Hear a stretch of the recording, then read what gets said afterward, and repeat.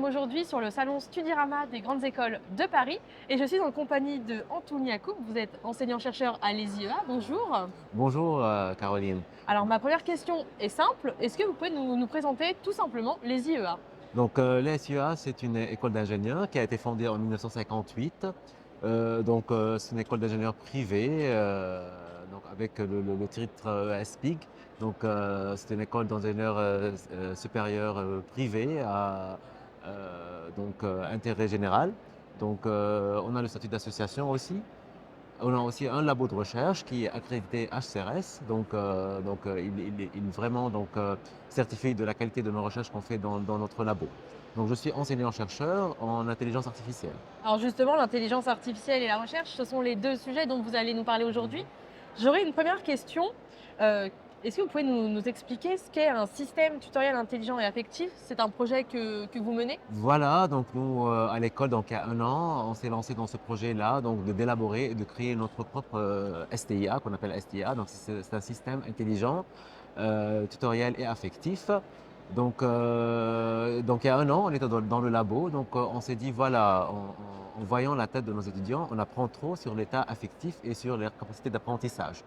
Donc les systèmes actuels qui se trouvent dans le marché ou dans le monde de l'éducation, ils ne prennent pas en compte ce caractère affectif de l'étudiant. Tout à fait. Donc, pour expliquer un tout petit peu c'est quoi, donc un système, c'est un logiciel, c'est une application qui est éducative, elle est basée sur l'IA D'accord. et cette application va s'adapter, donc le mot adaptation c'est assez essentiel parce qu'elle va s'adapter aux besoins de l'étudiant et aussi à son état affectif. D'accord. C'est-à-dire, du coup, comment ça se traduit? Techniquement pour l'étudiant, c'est une bonne question. L'étudiant, il va être connecté sur son compte. Nous, on s'est mis un défi. On va utiliser Moodle, donc un LMS qui est assez utilisé, assez connu dans le monde éducatif. Mais on va rajouter le caractère émotionnel. Donc, l'étudiant, il va utiliser son webcam. Nous, on va le filmer. Donc, on va prendre des captures d'écran de son visage. Et en arrière-plan, on va analyser ces émotions-là pour ensuite personnaliser le parcours d'apprentissage. D'accord. Là, c'est du côté de l'étudiant. Mais du côté en arrière-plan, comment ça se passe, c'est un petit peu compliqué. En fait, on s'est lancé un défi, voilà, que notre système il doit être reproductible. Donc, il faut voilà, qu'on puisse, d'autres universités ou d'autres écoles puissent l'utiliser aussi. Donc, on s'est mis un défi, voilà, on va utiliser Moodle qui est tellement utilisable et aussi juste une webcam. Donc, on ne va pas utiliser d'outils, par exemple des électrodes électrodermales ou d'autres choses qui sont coûteuses ou bien qui nécessitent une intervention plutôt compliquée. Donc, mais en vrai, quand on a lancé ce projet l'année dernière, le vrai défi, c'était aux côtés des étudiants. En fait, Bien sûr. on devait les convaincre de participer dans cette collecte massive d'informations.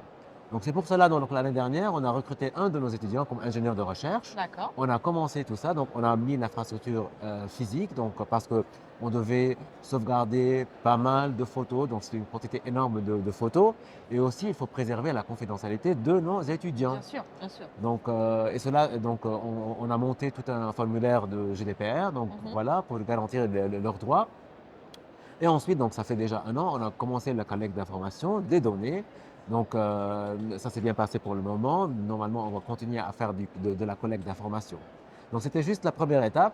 Donc là, le même ingénieur de recherche qu'on a recruté, donc il va continuer en thèse dans D'accord. notre labo à l'ESIEA. On a rencontré d'autres défis là. Déjà parce que quand on parle de intelligence, de système intelligent, donc on va essayer de faire un profil de l'étudiant. On appelle ça dans le monde pédagogique des traces. D'accord. Par exemple, quand il fait un examen, il laisse sa note.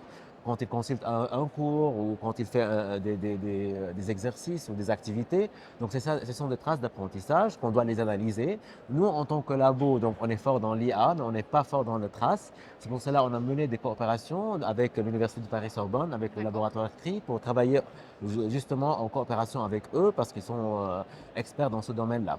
Donc le problème aussi, on a d'autres défis, par exemple au niveau pédagogie, au niveau de sociologie. Bah justement, Oui, les défis vous parlez beaucoup de défis. Moi, j'avais une oui. question par rapport aux défis actuels d'apprentissage des étudiants. Comment finalement cette intelligence permet-elle de les relever? Voilà. La question, elle est vraiment importante ici parce que une fois qu'on a identifié les émotions de l'étudiant et aussi ses traces, donc on peut personnaliser son parcours d'apprentissage. Bien sûr. Pas juste que ça en fait. Moi je suis responsable d'un master qui s'appelle AIBT, donc D'accord. c'est un master à cheval entre en double diplomation avec notre école qui est une école d'ingénieurs et Schema qui est une école de commerce. Bien sûr. Et du coup on a des étudiants avec des profils différents. D'accord. Donc des ingénieurs et des trucs managériels. Et donc, on s'est arrivé à un moment, donc j'entendais ça très souvent de nos étudiants, ils s'ennuient parfois dans des cours D'accord. parce qu'ils ont déjà vu ces Bien notions-là. sûr. Et donc, l'idée, c'était vraiment de personnaliser ces parcours-là, non pas juste parce que l'étudiant il a des lacunes, c'est pas juste pour identifier les lacunes, mais parfois parce que voilà, il a besoin de quelque chose de plus. D'accord. Donc, l'IA, dans ce sens-là, elle peut aider les étudiants, elle peut personnaliser les parcours et ça leur permet de s'accrocher Bien sûr. à ce processus d'apprentissage. Et alors j'avais une dernière question, c'est comment vous, en tant qu'enseignant-chercheur, vous envisagez donc l'avenir de l'intelligence artificielle dans l'éducation et son impact sur l'expérience d'apprentissage des étudiants? En fait, moi, on est confiant, on est sûr que voilà, l'IA donc, va être vraiment présente dans tout ce qui est éducation. Cependant, l'IA ne va pas remplacer le professeur. Donc, Bien sûr. c'est l'enseignant, il va apporter l'aspect humain, la créativité. L'IA va nous aider parce que ça va être, donc, elle va traiter les informations plus rapidement, elle va personnaliser le parcours de chaque étudiant. Nous, on ne peut pas faire ça à la volée dans un même cours. Donc, oui, donc, ça a de l'impact, ça va être beaucoup plus présent que maintenant dans l'éducation. Bah Voilà. écoutez, notre échange touche à sa fin. Parmi tout ce qu'on vient de se dire sur l'IA, sur les systèmes tutoriels intelligents et affectifs, s'il y avait une chose à retenir, laquelle ce serait?